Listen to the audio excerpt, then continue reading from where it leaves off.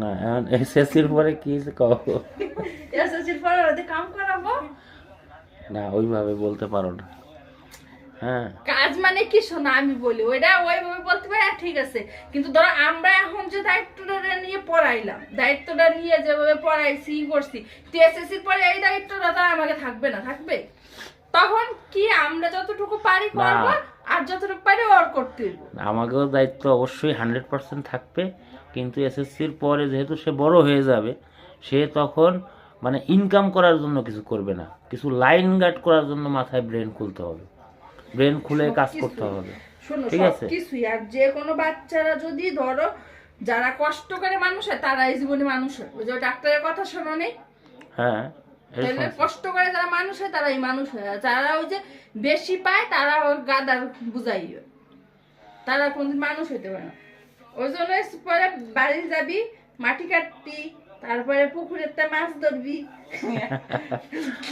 কাটবে, সমস্যা নাই, মামার সাথে ধান লাগাই। এটা কোনো ব্যাপার না, একটা লোক সবকিছু করা ভালো।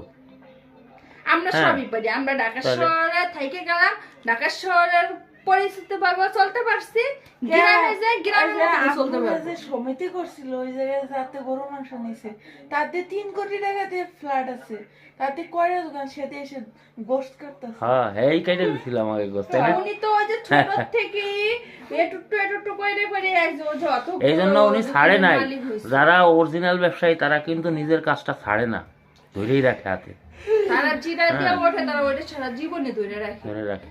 তাদের চিন্তা থাকে যে এটা দিয়ে আমার জীবনের মোড় ঘুরছে, এটাই আমার সবকিছু। আর যখন তারা ওইটা ভুলে যায়, পিছনেটা যখন ভুলে যায়, তখন সামনে বেশি দিন আগাইতে পারে না, তারা এটা সত্যি কথা। তারা বেশি দিন সামনে আগাইতেও পারে না, যে কোনো মানুষই হোক। তুমি যদি ধরো যে কোনো, এই যে যেমন তুমি এখন যে একটা পেশায় আসছো, আর তুমি যদি একসময় আল্লাহ মানে কোটিপতি হয়ে যায়, তুমি এই পেশাটা ভুলে যাও যে আমি এই পেশাটা কোনোদিন করি না, আমি এরকম ছিলাম না, আমি সব দিনই কোটিপতি ছিলাম, তাইলে কিন্তু দেখবা ওই কোটিপতি বেশি দিন থাকতেও পারবে না। এটা সবার ক্ষেত্রে সত্য। জন্য সালমানরা ওইভাবেই গড়ে তুলবে, এতদিন তো ভালো করে গড়ে তুলছে, একেবারে বাবু সাজাই। রেজাল্টও তো দিছি, খারাপ দিছি, 9 হতো সে খারাপ করে টেনে সেটারে উঠায়, তারপরে আবার ইসে আনছি, প্লেস আনছি।